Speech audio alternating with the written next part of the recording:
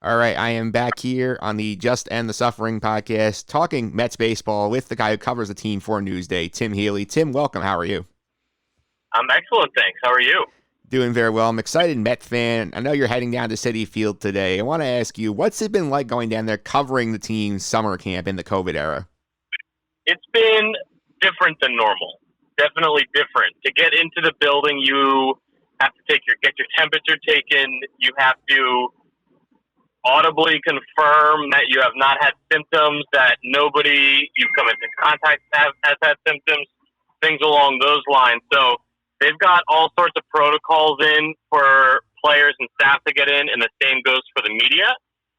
And then, of course, the workday is different. Reporters are more or less restricted to the press box, whereas usually in a spring training environment, which this is, of course, you can get down on the field, watch the jolt up close, things along those lines. But now I have my binoculars with me, and we have to get by with that. So making the best out of it and trying to get used to the new rules and restrictions. Yeah, do they require you guys to sort of like take a COVID test every so often before you go to the park, or is it like they just go on the honor system with that you're not don't have symptoms or anything? For reporters, it's basically the honor system. MLB split up people who come into the ballpark into tiers. So players and coaches are tier 1. Some support staff are tier 2. Those top 2 tiers get tested every other day for COVID-19, or at least they're supposed to. Early on, it hasn't really happened, as has been in the news lately. And then reporters are tier 3. So we don't get tested, at least not by MLB and the team. So it's essentially the honor system, which hopefully in this environment during a global pandemic is good enough. Yeah, I would hope so. And for all accounts, we've heard the Mets have done very well with the COVID protocols. I've heard players talk about how well they've done. Like, from the players you spoke to, they seem confident in the ability of the league to actually be able to stage this season? It sounds that way. They say they are. It's hard to know how somebody truly feels beneath the surface, but all indications are for Mets who have, spoken to reporters that things have gone smoothly for the Mets. They're confident that a season can happen, which is, of course, is not a sentiment that has been universal across baseball. We've seen Mike Trout speak up, Sean Doolittle, Zach Wheeler now with the Phillies. He's nervous. He said he might not come back after his baby is born. But as far as the Mets world, things seem to be going pretty smoothly. So props to them so far. Yeah, indeed. And no, it's never usually easy to be smooth with the Mets, but they've gotten this right so far. And I do feel like it's an interesting spring training for both Luis Rojas and Brody Van Wagenen, who I don't know if you agree with me. I feel like they're under more pressure now because there's an ownership change probably coming after the season. Like, how much do you think like they sort of feel the heat? Like, we have to do well to keep our jobs after this team's potentially sold? I asked Brody that in March, right before things shut down, and wrote about it recently. And he says that it's not even on his mind, which, I mean, I don't know. I know pro sports is a little different than most jobs, but if my job was at all on the line or I was getting a new boss, I'd be a little nervous. You know what I mean? I think that would be only fair. But, Brody says he isn't worried. I wrote in the story, it was about a week ago, but people can find it on Newsday.com, I'm sure. Anytime the boss changes, in this case, the boss at ownership level, assuming a sale does happen sometime in the next couple of months, then all bets are off for everything else, right? That guy gets to make his own decisions about who he wants running his organization. I don't know who's going to buy the team. I have my educated guesses on what's going on. But when the dust does settle and there is a new owner, we'll see what happens. Brody Van Wagenen's fate, and to a certain extent as well, Luis Rojas' fate, will certainly be among the first questions asked. Rojas may be less in danger because he just got hired and he's not really going to have a season to prove himself. Whereas Brody's been at it for going on 2 years, which for a GM still isn't a long time. So we'll see what happens there when the dust settles. Yeah, you said you have some educated guesses on how the ownership situation plays out. Like, if you were to handicap it, like based on your personal opinion, like who do you think would be the favorite to get them? I see Steve Cohen as the favorite. Newsday reported last night and in today, Tuesday's paper, that Cohen is putting a bid in top, before the Thursday deadline for first round bids. So Steve Cohen is back involved at this moment, and nobody can match him on one, wealth, obviously, but also personal interest in owning the team, right? Remember, he grew up on Long Island, going ground for those first couple of years with his grandfather. He's a huge Mets fan. He is already a minority owner. This is a guy who would not buy the Mets as an investment, really, but as a hobby, right? He's that rich that he can buy a $2 billion or so major league team as a hobby. So he's got to be the favorite in my eyes, as long as he wants it. And then after that, I mean, it's anybody's guess. A-Rod's group of investors, I've never totally believed in, but they have gotten momentum over the course of this process in terms of getting some names and getting some money. And then, there's also Josh Harris and David Blitzer, who own the Sixers and Devils. I would probably rank them third. Yeah, definitely interesting to follow how that goes. And I want to shift some of the players on the field. And we've seen some workout footage coming through. We've seen DeGrom working out. We've seen some of the footage of players working out. Like, who intrigues you the most and who you've seen so far? It's got to be Yoenis Cespedes.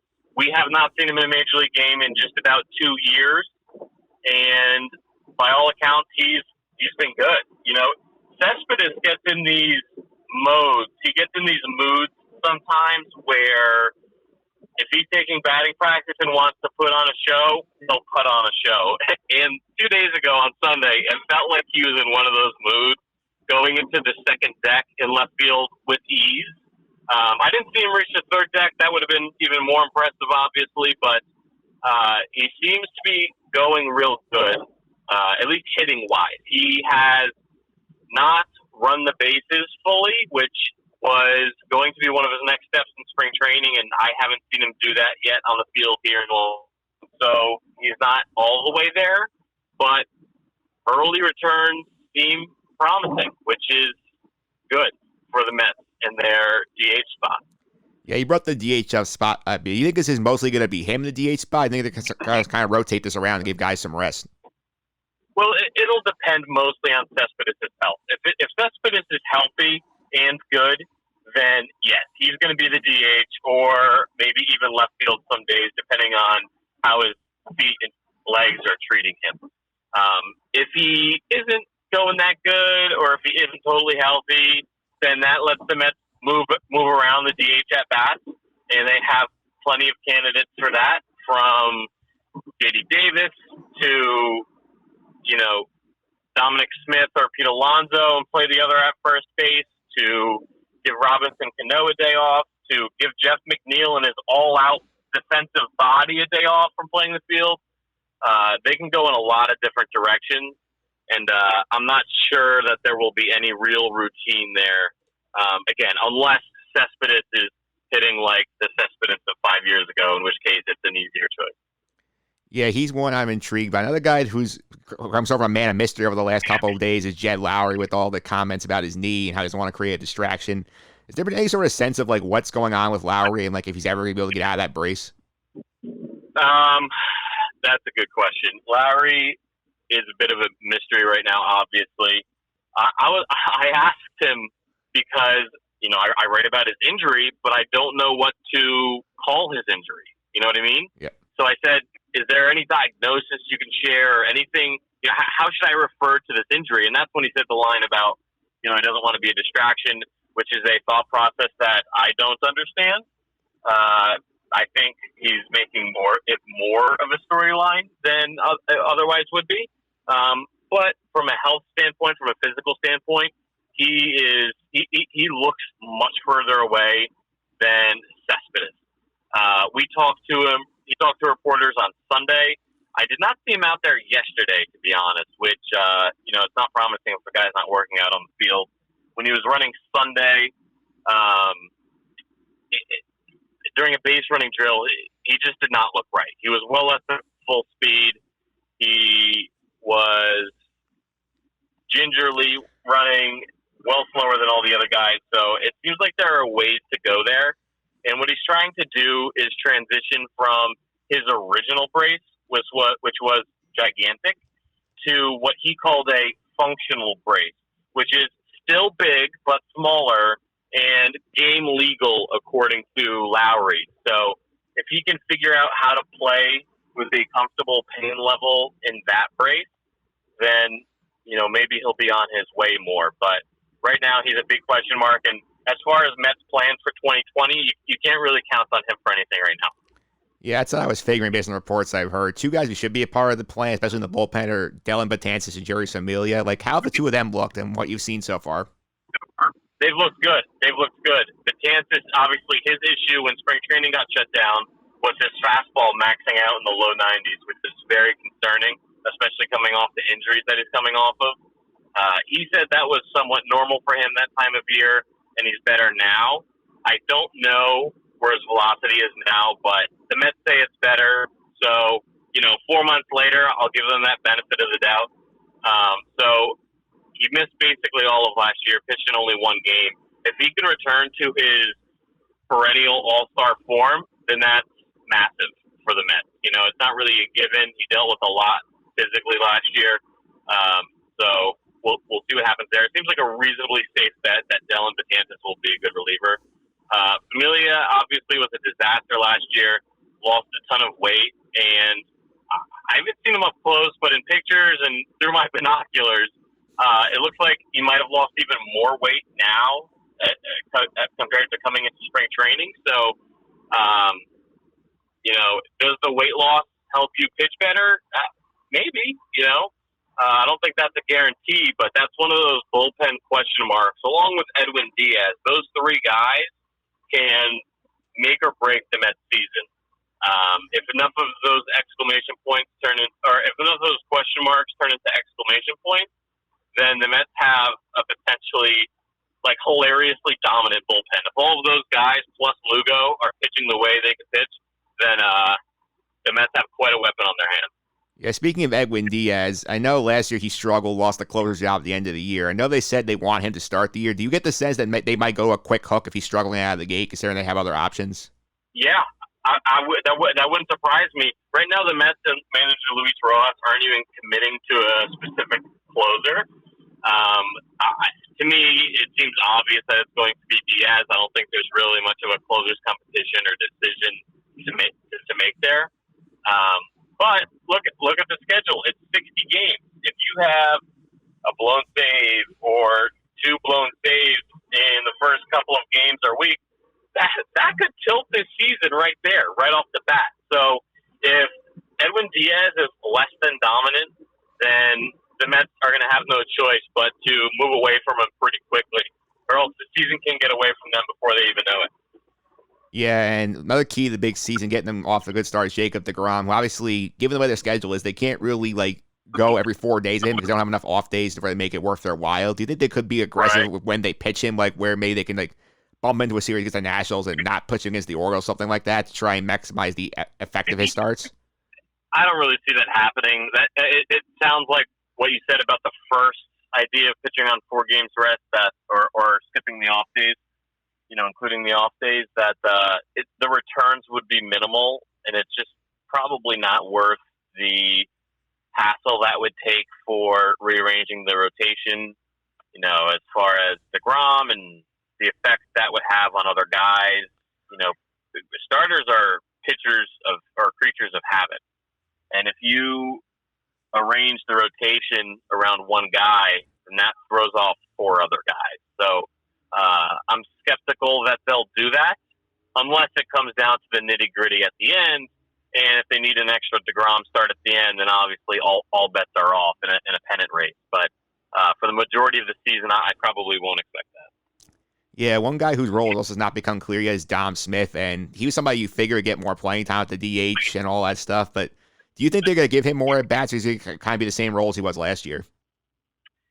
He is among those who stand to benefit from the DH at bats, and like I said earlier, we'll see how that shakes out with Cespedes and whatnot. But he's absolutely one of those candidates. Right now, he's a first baseman, left fielder, pinch hitter type. and with probably some DH at bats thrown in. And when I say DH at bats, that might take the form of Pete Alonso DHing and Dom Smith playing first that day. But the point is, there are extra at bats to spread around, and I would expect Dom to get some of those because he showed us last year that when he gets the chance, he can hit. Yes, he can. And right now, they're getting ready for the short season. We've seen over the last couple of years, they tend to start out pretty hot, and then they usually end up fading around June. Like, do you think the short season actually helps them, given the way that they have so much depth and that they tend to get out of the gate quick? The most honest answer is I have no idea how the short season is going to affect anything. And I don't think anybody does, which is going to be part of what's so interesting about this year because nobody's played a 60-game season. You can look at 60-game samples from last year. If you look at the first 60 games of 2019, the Mets were fine, right? If you look at the last 60 games of 2019, I think they were much better. You know, they made that run. They were looking for a wild card spot that they ultimately fell short of. So baseball, generally speaking, is a total crapshoot, right? The old cliche, you can't predict baseball. That's true. In a 60-game season, that's even more true. So I have no idea how it's going to affect them, but I hope that we can find out and that the coronavirus circumstances, are good enough that we can watch some actual baseball this year. Yeah, I agree with that. And got two more questions. Number one is obviously what do you think the biggest key is for the Mets in this short season? Would you think it's the bullpen? Make sure they get the best out of these guys. Yeah, I think it's the bullpen because like those three guys I mentioned earlier behind Lugo, or in addition to Lugo, who's been very good, of course, Betances, Diaz, Familia. If they're good, the Mets could be great, and if they're bad, then it's going to get ugly probably. In that sense, the bullpen is a microcosm of the organization as a whole, or the team as a whole. They could be dominant, but they could be, nothing worth remembering, really. So there is a wide swath of possibilities with this team in particular. Yeah, that's one thing. And the last question, I want to go back to the summer camp aspect a little bit. I was watching some of the Yankee intra-squad game last night on Yes, and Buck Showalter made an interesting point on it. He basically said that a lot of these teams might be tempted to, rush out of the gate, get everybody ready to go. And he said, maybe we should slow down a little bit, make sure these guys don't hurt themselves in addition to not getting COVID. So do you see anything the Mets are trying to do, sort of make sure that they pace these guys properly so not getting injured, been coming off this long layoff in the summer camp? I agree with Showalter that teams would be wise to do that because I think the injury risk is a little higher this year because everything is so different. The long layoff where guys weren't working out like they normally do to a rushed spring training. So I think Showalter made a good point there. I don't know what specifically the Mets are doing to avoid that, other than their crutch is to cite the performance staff, which is basically the trainers and the health people who make sure players are in tip-top shape and not overexerting themselves, which is going to be important this year. So I would think that the Mets are making some sort of effort along those lines. I just can't tell you about it specifically. All right, Tim. Thanks for all the time. I really appreciate it. Before I let you go, how can people follow you on social media and keep up with the stuff you're running at Newsday? Sure. People can find me on Twitter at Tim B. Healey. That's Healey. And then, of course, at Newsday.com/Mets, we'll bring you right to all of our Mets stories that I like to think are pretty good and thorough. So hopefully people agree. I do agree, Tim, and I am knocking on wood right now that we actually get the coronavirus thing under control, get the testing under control. We have the season that we want to see because it would be a lot of fun. Me too, man. It would be a drag if it didn't happen. So let's hope it happens. Tim, thanks all the time. I really appreciate it. Happy to, Mike. All right, there you have it. That was Tim Healey from Newsday talking about the Mets. A lot of interesting stuff from Tim right there. We're going to turn the page to the Met Fan Forum. Next, I'm going to be joined by Will Schneiderhan and Jill Venditti talking about the Mets. We'll talk a little about what Tim had to say and more right after this.